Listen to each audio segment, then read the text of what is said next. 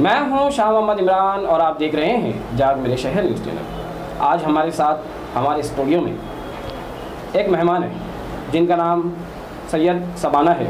हमारे साथ वो है, उनका काम जो है लाइफ कोच का है। वो लोगों को उस मोड़ पर हेल्प करते हैं, मदद करते हैं जहाँ पर जाने के बाद किसी के पास रास्ता नहीं बचता, या तो वो सुसाइड कर लेते हैं या तो ड्रग एडिक्ट हो जाते हैं। ऐसे मोड़ पर वो लोगों की हेल्प करते हैं।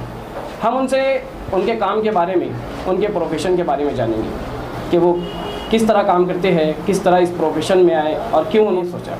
हमारे साथ है शबाना सैयद, हम बात करते हैं उनसे। तो आपका ये जो काम है, आपको क्या लगता है, आपको कब ये मतलब दिमाग में आया कि आपको ये करना चाहिए? देखिए, अल्हम्दुलिल्लाह ये तो मेरा बचपन से ही पैशन था, मैं ये करना चाहती थी। पर मुझे ऐसा नहीं पता था कि ये कोई प्रोफेशन भी है। मैं बहुत छोटी सी थी, कुछ 15-16 साल की। तो उस वक्त मेरी बहन की एक फ्रेंड थी जो कि महज 8-9 साल की होगी। बहुत ही प्यारी सी लड़की थी, बहुत चंचल सी, बहुत खेलती कूदती नाचती। उसका नाम अभी मैं डिस्क्लोज़ नहीं करना चाहूँगी। तो रमज़ान का महीना चल रहा था और बड़ी रातें चल रही थी और दोनों भाई बहन के बीच में कुछ झगड़ा हो गया। छोटे बच्चे हैं, लड़ते रहते हैं आपस में, और कुछ झगड़ा हो गया और वो बच्ची चली गई ऊपर। उसने अपना दरवाज़ा बंद कर लिया। उसकी मम्मी ने जो है बहुत दरवाज़ा ठोकी, बहुत उठाने की कोशिश की, वो नहीं उठी। तो पेरेंट्स को लगा कि शायद वो नाराज़ हो गई है, इसलिए सो गई। तो रोज़ा इफ्तारी का वक्त हुआ, उसने रोज़ा रखा हुआ था। तो उसकी अम्मी ने उसको दोबारा जाके खटखटाया दरवाज़ा कि बेटा रोज़ा खोलने तो आ जा। तो उसने दरवाज़ा नहीं खोला। वो लोगों ने बहुत कोशिश की लेकिन वो नहीं आई। तो वो लोगों को लगा पता नहीं क्यों नहीं आ रही है, शायद ज़्यादा नाराज़ है, आवाज़ भी नहीं दे रही है। तो कुछ 4-5 लोगों ने मिलकर वो दरवाज़ा तोड़ा। तो सुबहान अल्लाह, वो लड़की ने कॉकरोच मारने की दवा खा ली थी। वो एक छोटी सी बच्ची थी 8-9 साल की, और उसने कॉकरोच मारने की दवा खा ली थी। वो वाक़या मेरे लिए इतना दर्दनाक था कि वो एक छोटी सी बच्ची थी, वो मेरे से बहुत क्लोज़ थी, मेरी बहन की फ्रेंड थी वो, लेकिन मेरे लिए बहुत क्लोज़ थी वो मैं कई दिनों तक उसको भुला ही नहीं पाई। मैं जब भी उसको याद करती हूँ, आज भी मैं उसे याद करती हूँ, तो मुझे रोना आ जाता है कि काश उस वक्त वो मेरे से आकर बात करती तो शायद मैं उसकी ज़िंदगी बचा लेती। तो उसके बाद से जब भी कोई मेरे पास आता तो मैं उसकी बिल्कुल मदद करती, मैं उससे बात करती, उन्हें समझाती कि किस तरीके से हमारी ज़िंदगी क्यों इतनी कीमती है। तो सुभान अल्लाह, मेरी ज़िंदगी में भी एक ऐसा वक्त आया कि जब मैं भी वही स्टेज पर पहुँच गई कि मुझे ऐसा लगने लगा कि अब मेरी ज़िंदगी को कोई मायने नहीं रह गए, अब मुझे ये ज़िंदगी ख़त्म करनी है। लेकिन अल्हम्दुलिल्लाह एक चीज़ जो थी, जो मेरे अंदर जो बचपन से डाल दी गई थी, मुझे पता था कि ये मुझे किसी हाल में नहीं करना है। क्योंकि मुझे जो है ना, मेरा एक ताल्लुक़ जो था मेरे रब के साथ, मेरा ताल्लुक़ था। मुझे पता था चाहे मैं कुछ भी कर लूँ, आखिर में जाना तो मुझे उसी के पास है ना। मैं कुछ भी हो जाए, आज शायद मुझे रास्ता नहीं दिखाई दे रहा है, आज मैं चल नहीं पा रही हूँ, मुझे कोई मंजिल नज़र नहीं आ रही, मुझे कोई साथी नज़र नहीं आ रहा, लेकिन आखिर में तो मुझे उसी के पास जाना है। तो मैं ये जो ज़िंदगी जो थोड़ी सी है, उसके लिए अपनी आखिरत क्यों बर्बाद करूँ? तो वो चीज़ ने मुझे रोके रखा और सुभान अल्लाह, अल्लाह ने वो जो एक टूटी हुई सी एक जो लड़की थी ना, उसको इस कदर जोड़ा कि सुभान अल्लाह, अल्लाह ने मुझे इतनी ताकत दी कि आज मैं ऐसे लोगों की मदद कर सकती हूँ कि जो लोग अपनी ज़िंदगी ख़त्म करना चाहते हैं, या जो लोग जो है किसी और गलत रास्ते पर जाना चाहते हैं, जो लोगों को रास्ता नहीं दिखाई देता। तो सुभान अल्लाह, ये सब मेरे रब का फ़ज़ल है कि मैं इस प्रोफेशन में आई, और सुभान अल्लाह, अल्लाह ने मुझे इस चीज़ में कामयाबी भी दी, और बस यही मैं करती जा रही हूँ अल्हम्दुलिल्लाह। तो जैसे कोई इस मोड़ पर आ गया, उसको कैसे पता चले कि मुझे कोई साइकेट्रिक के पास जाना है या कोई लाइफ कोच के पास जाना है? वो कैसे मतलब उसको खुद को वो जान पाए कि मुझे अब ज़रूरत है? तो आप हमारे व्यूवर्स को ये बताएंगे? जी देखिए, ये तो है ना, एक बहुत ही छोटी सी लाइन होती है ना, बाल से बारीक लाइन होती है कि सैडनेस के बीच में और डिप्रेशन के बीच में। कई बार जो है ना, लोग जो है जो बहुत हाइपर सेंसिटिव होते हैं, वो लोग सोचते हैं कि भाई ये तो डिप्रेशन है, और वो लोग थेरेपिस्ट के पास पहुंच जाते हैं, लाइफ कोचेस के पास पहुंच जाते हैं और बोलते हैं भाई हमारा इलाज करो। जबकि ये ना बहुत कभी कभी जो है ना, वो ऐसा कई फ़ेज़ आता है, जैसे कि हमारी ज़िंदगी में कोई फ़ेज़ चल रहा है, जैसे बहुत सारे डिप्रेशन होते हैं। जैसे कि एक अभी पता चला हमको कि एक पोस्ट मैरिटल डिप्रेशन भी होता है, कि मतलब शादी के बाद भी एक डिप्रेशन होता है, बच्चा होने के बाद डिप्रेशन होता है, हमारे कारोबार में कोई नुकसान हो गया, उसकी वजह से हम लोगों को डिप्रेशन होता है, हम लोगों ने जगह चेंज कर ली, उस वजह से भी लोगों को डिप्रेशन होता है। आपने देखा होगा कई लोग जो दुबई में जाकर बैठे हैं, सऊदी में जाकर बैठे हैं, बहुत अच्छा कमा रहे हैं, लेकिन वो खुश नहीं है। क्यों खुश नहीं? क्योंकि वो लोग एक फेज से गुजरे हैं और एक साइकिल से गुजरे हैं कि मतलब हम लोग जब हमारा शहर छोड़कर, हमारे लोगों को छोड़कर दूसरी जगह जाते हैं तो हम लोगों को हमारा राह नहीं दिखाई देती, हम लोगों को पता नहीं चलता कि अब आगे हम लोगों को क्या करना है, कैसे लोगों से बात करना है, एकदम नया होता है। तो जब भी आप किसी साइकिल से गुजर रहे, जैसे घर में किसी की डेथ हो गई या आप कोई शहर चेंज कर रहे हैं या कोई ऐसे साइकिल से गुजर रहे हैं और आपको ऐसा लग रहा है कि आप सुबह में उठ नहीं पा रहे हैं, आप कुछ भी नहीं कर पा रहे हैं, आपको ख्वाहिश नहीं हो रही कुछ करने की, कोई खुशी मिलती है तो आपको खुशी ही नहीं होती, तो ये सब साइंस है कि आप समझें कि भाई मैं शायद डिप्रेशन में हो सकता हूँ और मुझे जाना चाहिए, अपने आप को चेक कराना चाहिए। तो आप किसके पास जा सकते हैं चेक करने के लिए? आप बिल्कुल किसी लाइफ कोच को कंसल्ट कर सकते हैं, कोई थेरेपिस्ट को ढूंढ सकते हैं, कोई साइकोलॉजिस्ट हो सकता है, साइकाइट्रिस्ट हो सकता है, ये सब लोग आपकी मदद कर सकते हैं। लेकिन अगर उस वक्त अगर ये कोई कांटेक्ट में नहीं मिले या आपको नहीं पता कि उनसे कैसे कांटेक्ट किया जाना चाहिए, तो आप उस वक्त कोई आपका करीबी दोस्त या करीबी रिश्तेदार जो हो आपके, जो आपको समझते हैं, आप जब उनसे बात करते हैं तो आपको सुनते हैं, तो आप इनके पास बैठें और बोले कि मेरे साथ ऐसा ऐसे हो रहा है, मैं चाहता हूँ कि या मैं चाहती हूँ कि जब भी मैं आपको फ़ोन करूँ, मैं बहुत लो हूँ, मैं बहुत डिप्रेस्ड हूँ, मुझे कुछ समझ में नहीं आ रहा, तो मैं आपको उस वक्त फ़ोन करूँगी या करूँगा, तो उस वक्त आप मेरा प्लीज़ फ़ोन उठा लीजिए और मेरे से कुछ वक्त बात कीजिए। ऐसा देखा गया है कि कई लोग एकदम एज पर होते हैं सुसाइड के, कि अभी वो सुसाइड ही करने वाले होते हैं और वो किसी को फ़ोन लगाते हैं, है ना, और वो फ़ोन लगाते हैं और वो चाहते हैं कि कोई मतलब कुछ ऐसा बोल दे हम लोगों को कि हम लोग वो जो कदम उठाने वाले ना उससे रुक जाए। तो कई बार ऐसे देखा गया है कि ऐसे लोगों पर केसेस भी हुए कि जिन्होंने बोला कि भाई आप कर दो, आप जो करना है करो, आप पर मेरा नाम नहीं आए बस। तो मतलब वो बस उनको एक एफर्मेशन चाहिए होता है कि भाई शायद मैं कुछ काम का नहीं हूँ या मैं कुछ काम की नहीं हूँ, मेरी ज़िंदगी की कोई अहमियत ही नहीं है। कहीं ना कहीं वो लोगों ने घुमा फिरा के, जो लोग भी अभी तक के जिन्होंने सुसाइड किया, उन्होंने कहीं ना कहीं एक ऐसा साइन छोड़ा होगा, ऐसी कोई बात की होगी कि जिससे सामने वाला समझ जाए कि मैं ये स्टेप लेने वाला हूँ और किसी तरीके से कोई मुझे रोक ले, क्योंकि हर इंसान जो है ना उसके अंदर एक ख्वाहिश भरी है अल्लाह ने ज़िंदा रहने की। तो उनसे आप बात करें कि आप बोलें कि मैं इस फेज़ से गुज़र रहा हूँ या गुज़र रही हूँ, और जब मैं आपको फ़ोन करूँ तो आप बेशक मुझसे बात कर लीजिए और मुझे थोड़ी सी तसल्ली दीजिए, मुझे खुशी होगी। और आप कोशिश करें कि जितना जल्दी हो सके आप उतने जल्दी किसी प्रोफेशनल के पास पहुँचें, वो ही आपकी बहुत बेहतर हेल्प कर सकते हैं इंशाल्लाह। अच्छा, अगर कोई ऐसे स्टेप पे है कि वो या तो ड्रग एडिक्ट हो जाएगा या सुसाइड कर लेगा, अगर वो आपसे, जैसे आप एक लाइफ कोच हैं, हाँ, उससे अगर कोई रब्ता करना चाहे या कोई किसी तरीके से कांटेक्ट करना चाहे, तो आप जैसे किन लोगों को कंसल्ट करती हैं? जैसे जेंट्स है, लेडीज़ है, क्या है ये, और आपका रब्ता करने का कैसे क्या वे है, वो आप हमारे व्यूवर्स को बता दीजिए। जी देखिए, अभी तक जो है ना मैं लेडीज़ से कंसल्ट कर रही हूँ, लेडीज़ को ही कंसल्ट कर रही हूँ और पेरेंट्स को कंसल्ट करती हूँ, ठीक है। और अगर कोई मुझसे कांटेक्ट करना चाहता है तो या तो आपसे मेरा नंबर ले ले या मेरा इंस्टाग्राम आईडी है, वहाँ पर मुझे मैसेज करें। मेरा फेसबुक पेज है शबाना सैयद के नाम से, वहाँ पर मुझे मैसेज करें। मेरा इंस्टाग्राम आईडी वो भी सैयद शबाना के नाम से, आप वहाँ पर मुझे मैसेज कर सकते हैं। थोड़ा वक्त लगेगा लेकिन मैं ज़रूर आपको रिप्लाई दूँगी और ज़रूर आपसे बात। ये कि लोग तो अपनी ज़िंदगी से बहुत प्यार करते हैं, ज़िंदगी को चाहते हैं, मगर वो क्या वजह होती है, क्या मोड़ आ जाता है कि लोग जो है या तो ड्रग एडिक्ट हो जाते हैं या तो वो सुसाइड करने के लिए तैयार हो जाते हैं, अपनी जान को तक के गंवाने के लिए वो तैयार रहते हैं। क्या मामला होता है, किस मोड़ पे रहते हैं लोग? आप ज़रा ये भी हमारे व्यूवर्स को बता दें। जी, आपने वो कहावत तो सुनी होगी कि राई का पहाड़, है ना।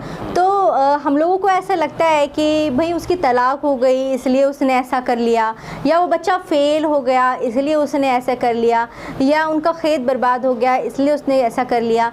तो ये सब जो है ना, ये होता है ना कि हम लोग कोई एक स्टैक बनाते हैं, एक के ऊपर एक, एक के ऊपर एक, एक के ऊपर एक चीज़ें रखते जाते हैं, और वो जो आखिरी चीज़ जब रखे जाती है ना, तब वो पूरा वो ताज का महल गिर जाता है या फिर वो पहाड़ गिर जाता है। तो हम लोगों को लगता है वो एक चीज़ की वजह से हुआ है, जबकि नहीं, वो एक चीज़ की वजह से नहीं होता। उसके नीचे की जो सारी बुनियाद जो थी ना, वो ही जो है हिली हुई थी। तो वो एक चीज़ हमको दिखाई देती है लेकिन होती बहुत कुछ है उसके अंदर।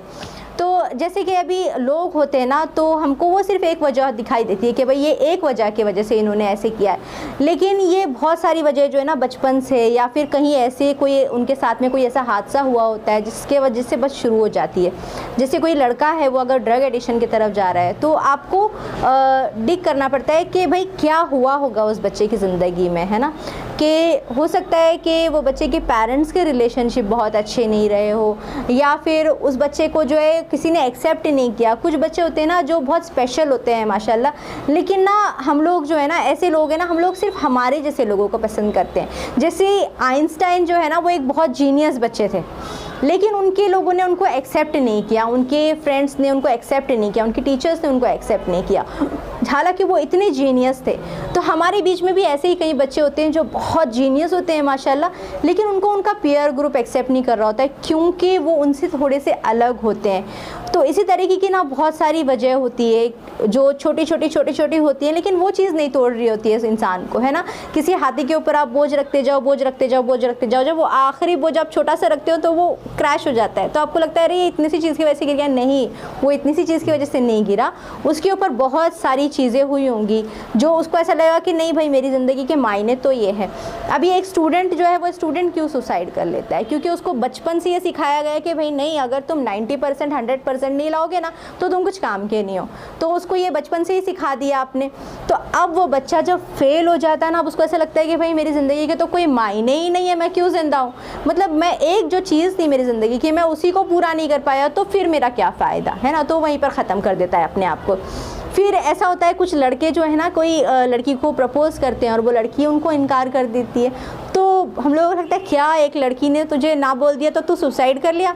तो नहीं, वो एक रीज़न नहीं हो सकता है कि उसके घर वालों ने कभी उसको एक्सेप्ट नहीं किया हो, उसके बाप ने उसको कभी एक्सेप्ट नहीं किया, उसकी माँ ने कभी उसको ये बताया नहीं हो कि तू बहुत स्पेशल है, उसके रिश्तेदारों ने उसको ठुकराया हो। और हो सकता है कि ये जो है ना ये उसका आखिरी चांस था, उसे ऐसा लगा कि नहीं ये तो शायद मुझे एक्सेप्ट कर लेगी, और उसने भी उसे रिजेक्ट कर लिया। तो उससे ऐसा लगा कि भाई मैं तो कुछ काम का ही नहीं हूँ, मुझे तो कोई भी एक्सेप्ट नहीं करता। लेकिन ऐसे लोगों से मैं एक कहना चाहती हूँ कि भले आपको कोई भी रिजेक्ट कर देना, तो वो एक ज़ात है जो आपको कभी रिजेक्ट नहीं करेगी, वो है अल्लाह सुब्हान ताला। आप उसे कोई भी नाम से बुलाओ, आप उसे अल्लाह बुलाओ, भगवान बुलाओ, ईश्वर बुलाओ, लेकिन वो आपको कभी रिजेक्ट नहीं करेगा। वो आपके साथ हमेशा है और हमेशा रहेगा, और वो आपसे हमेशा प्यार करता है। अच्छा शबाना मैडम, आप तो जैसे कि बॉम्बे से हो, और आप जैसे मालेगांव में क्या करना चाहते हैं इस ताल्लुक़ से? क्या इन मालेगांव के लोगों की कैसे हेल्प करोगे और क्या करना चाहते हो आप? मैं यहाँ पर मैं सोच रही हूँ कि अगर मुझे ऐसे कोऑपरेशन मिले कि लोग आए आगे से और हम लोग एक ऐसा ग्रुप बनाए जहाँ पर हम लोग यहाँ के यूथ को इंस्पायर कर सके, यहाँ के यूथ को मोटिवेट कर सके, और हम लोग कुछ ऐसे वर्कशॉप चला सके कम्युनिटी बेसिस पे कि जो बच्चों को जो है आगे बढ़ने में मदद करे, बच्चों के माइंड को यहाँ पे जो है वो लोग यहाँ पे नरिश कर सके। तो मैं इंशाल्लाह इस तरीके के काम करना चाहूँगी जहाँ पे हम लोग मोटिवेशनल स्पीचेस दे सके। तो अगर ऐसे लोग अगर मुझसे जुड़ना चाहते हैं तो बिल्कुल आपके ज़रिए से मुझे कांटेक्ट करें, मैं बिल्कुल ये करना चाहती हूँ। हाँ, जैसे मालेगांव में नहीं होता ये, और बाहर जो है सिटीज़ में ये सब वर्कशॉप जी मैं ऐसे बहुत सारे ग्रुप्स के साथ में हूँ। अभी हम लोगों की एक हिजाब कम्युनिटी इंडिया करके, अगर आप सर्च करें उसको, हिजाब कम्युनिटी इंडिया, हिजाब कम्युनिटी मुंबई, हिजाब कम्युनिटी हैदराबाद, ऐसे हमारे 3 पेजेस चल रहे हैं। उसकी मैं मॉडरेटर हूँ अल्हम्दुलिल्लाह, और हम लोग साथ में काम कर रहे हैं। तो ये सारी हिजाबियंस के लिए हम लोग काम कर रहे हैं। तो मैं चाह रही हूँ कि मालेगांव में भी इसी तरीके का काम हो, और इस तरीके से हम लोग हमारी कम्युनिटी को और साथ में हमारे जितने भी भाई बहन हैं साथ में रह रहे हैं, हम उनके लिए ये काम करें और उनको आगे बढ़ाएं। और अगर आप हमारे व्यूवर्स को और कुछ, जैसे कि मालेगांव में एक ट्रेंड है, अगर कोई सुसाइड एक बार शुरू होती है तो बहुत से केसेस सुनने में आते हैं कि एक के बाद एक कई लोग सुसाइड करते हैं। आप उनके लिए जैसे कुछ मैसेज या उनके घर वालों के लिए तो आप दे देंगे तो वो भी एक अच्छा काम हो जाएगा। देखिए कैसा है मालूम है कि किसी शहर में किसी एक ने एक काम कर दिया ना, जैसे हम लोग जानते हैं हाबिल और काबिल की स्टोरी से हम लोगों को पता है कि सबसे पहला जो है दुनिया का कत्ल जो है वो हुआ था। तो कोई एक जब कर लेता है ना तो दूसरे के लिए वो रास्ता खुल जाता है कि मतलब वो एक चीज़ नॉर्मल होने लग जाती है उस जगह पर। तो कोशिश करें कि ऐसा अगर आपके एरिया में या आपके यहाँ पर कोई हो तो उसे नॉर्मल ना करें, उसके साथ में इस तरीके से नहीं बोले नहीं बहुत बेचारा था, ऐसे नहीं बोला, क्योंकि ये जो आपके साथ जो बैठा है ना, हो सकता है कि वो भी उसी फेज से गुजर रहा हो और वो भी यही कुछ सुनना चाहता हूँ कि भाई मेरे साथ में भी बहुत कुछ हो रहा है, मैं भी बहुत बेचारा हूँ, मैं भी बहुत तकलीफ़ों का मारा हूँ, और लेकिन मेरे ज़िंदा रहते हुए तो मुझे कोई नहीं समझ पा रहा है, लेकिन शायद मैं मर जाऊँ तो मुझे लोग समझने लगे। तो अगर आपके पास आपका भी कोई बेटा है, आपका भतीजा है, आपके भांजी है, आपका भांजा है, और वो कोई तकलीफ़ों के साथ आता है ना, तो पहले तो ये बात समझें कि जो ये बच्चे होते हैं ना 20 से कम उम्र के, तो इनकी बहुत छोटी छोटी सी तकलीफ़ होती है जो आपको बहुत छोटी लग रही होती है ना। जैसे कि भाई मैं आज स्कूल गया था तो मुझे किसी ने बहुत मारा, बहुत परेशान किया, तो आपने बोला क्या ये तो ज़िंदगी के मसले अपने आप हैंडल कर लें, है ना। वो बच्चे ने एक बार आके बोला, दूसरी बार आके बोला, तीसरी बार आके बोला। आपको समझना चाहिए कि ये तो छोटी चीज़ है आपके लिए, ये छोटी चीज़ उस बच्चे के लिए नहीं है। वो बच्चा जो है ना, वो उसके लिए तो एक दुनिया है, ये उसकी एक पूरी ज़िंदगी है, वो उसके लिए एक बहुत मुश्किल वक्त है। तो हम लोगों को ऐसा लगता है भाई छोटी सी बात पर सुसाइड कर लिया, लेकिन ये छोटी सी बात आपके लिए थी, ये छोटी सी बात उस इंसान के लिए नहीं होती। जैसे कि कोई अगर कोई फार्मर है, वो लोग सुसाइड कर लेते हैं, है ना, तो हम लोग बोलते हैं क्या छोटी सी बात पे सुसाइड कर लेते हैं। वो छोटी सी बात आपके लिए है, वो छोटी सी बात उनके लिए नहीं है, वो उनके लिए बहुत बड़ी बात है, उनकी ज़िंदगी और मौत का मसला है वो। तो उनको समझने की कोशिश करें। अगर आप उनकी मदद नहीं कर सकते तो आप उनको कम से कम दिलासा दें कि ये जो है ना, ये एक छोटा सा वक्त है। कोई भी मुश्किल आती है ना, ये छोटे से वक्त के लिए आती है और ये वक्त गुज़र जाता है। और जब 4 साल 5 साल गुजर जाएंगे, 10 साल गुजर जाएंगे ना, तो आपको वो दिन याद आएगा कि जब आप ये गलत हरकत करना चाहते थे, और आप उस दिन पर मुस्कुराएंगे कि अल्लाह का बहुत शुक्र है मैंने उस दिन वो कदम नहीं उठाया, तो आज अल्लाह ने मुझे ये फ़ज़ल दिया है। तो ये थे हमारे साथ सैयद सबाना, जो कि एक लाइफ कोच है और लोगों को उस मोड़ पर काम आते हैं, हेल्प करते हैं जहाँ पर उनके पास कोई रास्ता नहीं होता। अगर आप भी कभी ये महसूस करें कि आपको कोई रास्ता नहीं है, आपके पास कोई रास्ता नहीं है, और आपके दिमाग में या सुसाइड का या कोई नशा करने का ख्याल आता है, तो आप किसी साइकेट्रिक के पास या कोई लाइफ कोच के पास जाएं, जैसे कि हमारे पास ये है सैयद सबाना। ऐसे लोगों से आप रब्ता कायम करें, या फिर अपने रिश्तेदारों में या अपने दोस्तों में कोई ऐसा शख्स ढूंढें जो आपको समझता है, आपकी बातों को जानता है, या आपकी बातों को समझकर आपको अच्छा मशवरा दे सकता है। आप उनसे रब्ता कायम करें। कोई ऐसा कदम ना उठाएं जिससे आपको और आपके रिश्तेदारों को या आपके घर वालों को तकलीफ़ पहुँचे। ऐसे ही देखते रहिए जाग मेरे शहर न्यूज़ चैनल। कैमरामैन अमानुल्लाह के साथ।